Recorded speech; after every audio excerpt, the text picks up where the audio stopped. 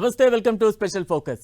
ప్రపంచంలోనే అత్యంత శక్తివంతమైన సైనిక బలం, అత్యాధునిక సాంకేతికత కలిగిన అమెరికాను ఇరాన్ నెలల తరబడి నిరోధించడమే కాకుండా కంటి మీద కునుకు లేకుండా చేస్తోంది.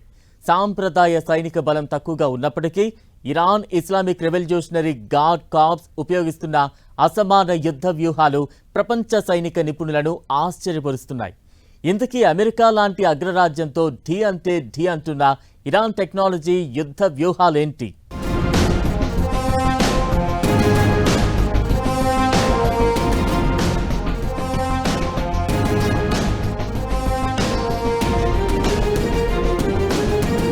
అగ్రరాజ్యంతో అలుపెరిగని యుద్ధం, ఇరాన్ నేర్పే యుద్ధ పాఠాలేంటి? ట్రంప్ ను ముప్పు తిప్పలు పెడుతున్న ఇరాన్, వణికిస్తున్న ఐఆర్జీసీ టెక్నాలజీ వ్యూహాలు. అమెరికా, ఇజ్రాయెల్ రెండు తెలివైన బలమైన సైనిక సత్తా ఉన్న దేశాలే. వీటితో తలపడటం అంటే చిన్న దేశాలకు శక్తికి మించిన పోరాటమే. కాని ఇరాన్ ఆ భయాన్ని, అడ్డంకుల్ని దాటేసింది. సరిహద్దుల్లో ఫేస్ టు ఫేస్ తలబడటం కాదు, సుదూర ప్రాంతాల నుంచే సాగుతున్న టెక్నాలజీ వార్లో ఇరాన్ చూపుతున్న తెగువ, చూపిస్తున్న దూకుడుకు అమెరికా లాంటి అగ్రరాజ్యమే గడగడా వనకాల్సిన పరిస్థితి ఇప్పుడు.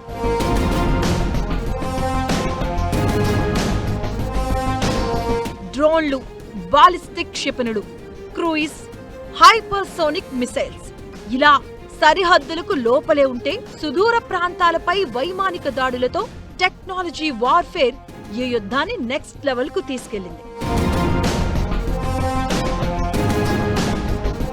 అమెరికా, ఇజ్రాయిల్ దళాలు ఆర్టిఫిషియల్ ఇంటెలిజెన్స్, శాటిలైట్ డేటా సాయంతో 16,000కు పైగా దాడుల్ని జరిపాయి. ఇది ఇరాన్ పై అమెరికా, ఇజ్రాయిల్ దళాలు సాధించిన సాంకేతిక పైచేయి అని అనుకోవచ్చు. కానీ ఇరాన్ హర్మూజ్ జలసంధిని మూసేయడంతో ప్రపంచాన్ని ఉక్కిరిబిక్కిరి చేస్తుంది. అందరి దృష్టిని తమ వైపు తిప్పుకోగలిగింది.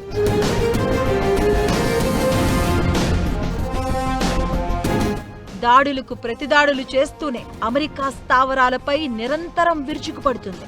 ఇది యుద్ధాన్ని గెలవడం వేరు, యుద్ధాన్ని నియంత్రించడం వేరు అనే విషయాన్ని రుజువు చేస్తుంది. దశాబ్దాల వ్యూహ రచనలో భాగం.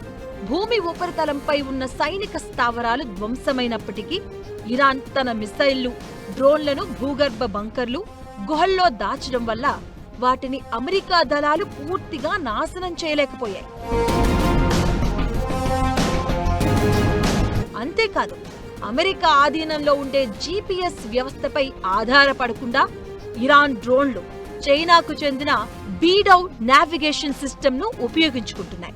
అగ్రనాయకత్వాన్ని లక్ష్యంగా చేసుకుని అటు అమెరికా, ఇటు ఇజ్రాయిల్ దేశాలు దాడులు చేసినప్పటికీ ముందుగానే సిద్ధం చేసుకున్న ఇరాన్ వికేంద్రీకృత కమాండ్ కంట్రోలింగ్ వ్యవస్థ ఐఆర్జీసీ ఎవరి బలం లేకుండానే ఈ యుద్ధాన్ని కొనసాగించగలిగింది.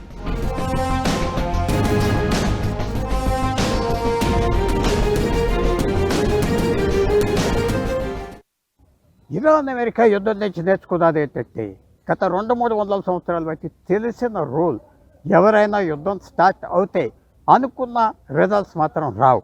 దగ్గరగా మనం యుక్రెయిన్ రష్యా యుద్ధం చూసాం. అలాగే ఇప్పుడు ఇరాన్ అమెరికా యుద్ధంలో ఏమైందంటే, ఓవర్ కాన్ఫిడెన్స్తో అమెరికా యుద్ధానికి దిగి అనుకోని పరిణామాలు వచ్చాక ఇప్పుడు ఎలా తగ్గిపోవాలి మర్యాదగా అనే ఇబ్బందుల్లో అమెరికా పడింది. మిగతా దేశాలకు కూడా పాఠం, యుద్ధం సింపుల్గా దిగొద్దు, చాలా జాగ్రత్తగా ఉండు, తర్వాత ఎలాంటి పరిణామాలు వస్తాయి ఎవరు చెప్పలేకపోతున్నారు.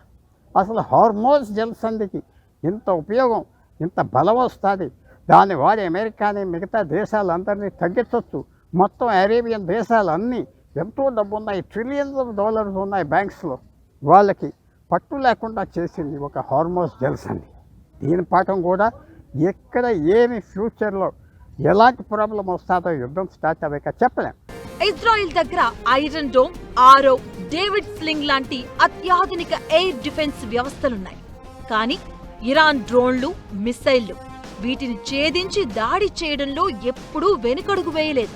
పైగా అమెరికా, ఇజ్రాయిల్ ఖరీదైన అస్త్రాలను ఇరాన్ తన దగ్గరున్న చౌకైన ఇంటర్సెప్టర్ మిసైల్స్ తో ఢీకొడుతూ శత్రు దేశాల ఆయుధాల్ని ధ్వంసం చేస్తుంది. ఇరాన్ తయారు చేసిన కామికేజ్ డ్రోన్ల తయారీ ఖర్చు $1,000 మాత్రమే. కానీ ఇవి యుద్ధంలో శత్రు దేశాలకు చేసే విధ్వంసం కోట్ల రూపాయల్లో ఉంటుంది.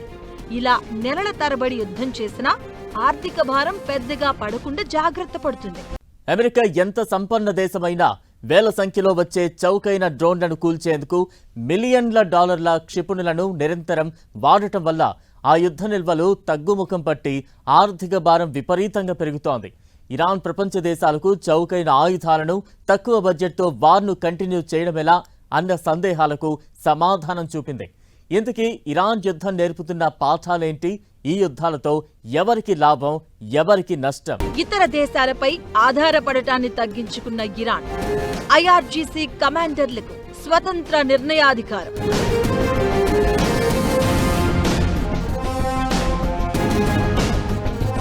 అమెరికా ఆయుధ ఆర్థిక నిల్వలు తగ్గుదల. భౌగోళిక రాజకీయంగానూ ఇరాన్ వ్యూహాలు విజయవంతం.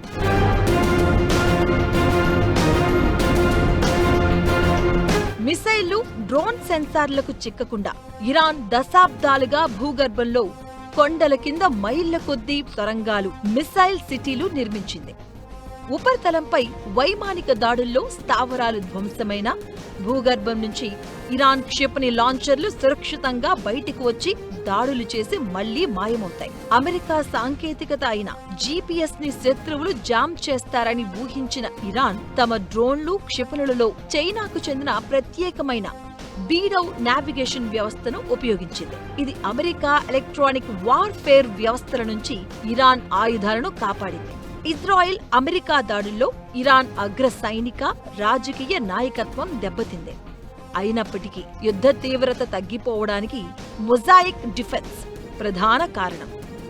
దేశ కమాండ్ వ్యవస్థ దెబ్బతిన్న స్థానిక ప్రాంతీయ IRGC కమాండర్లకు స్వతంత్రంగా నిర్ణయాలు తీసుకుని దాడులు కొనసాగించే అధికారం ఉంటుంది. ప్రధాన కేంద్రంలో సంబంధం తెగిపోయినా యుద్ధాన్ని ముందుకు తీసుకెళ్లేలా వ్యవస్థను ముందుగానే రూపకల్పన చేశారు.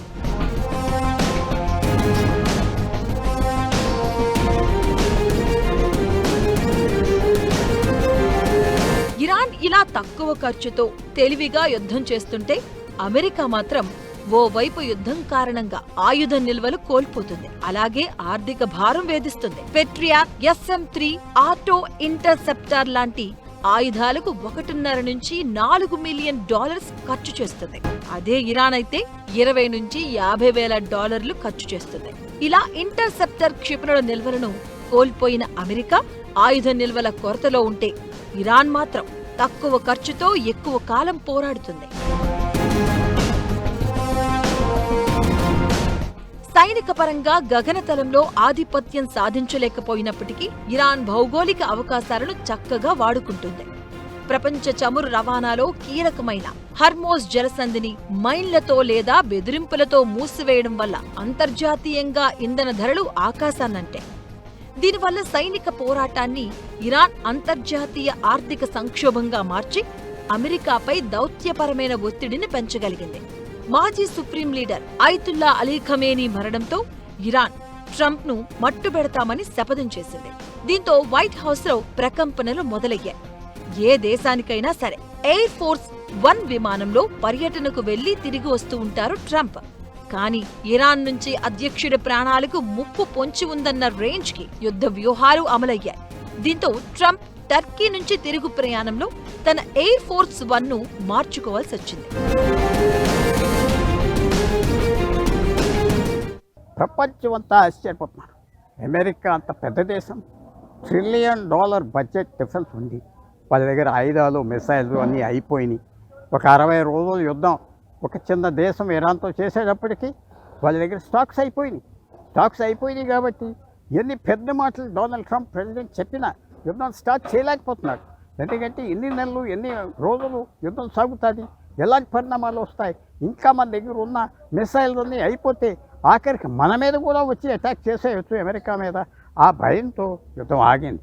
తప్పకుండా ఇక్కడ మాత్రం అమెరికన్ ప్రభుత్వం ఇలాంటి తప్పు ఎప్పుడు చేయలేదు.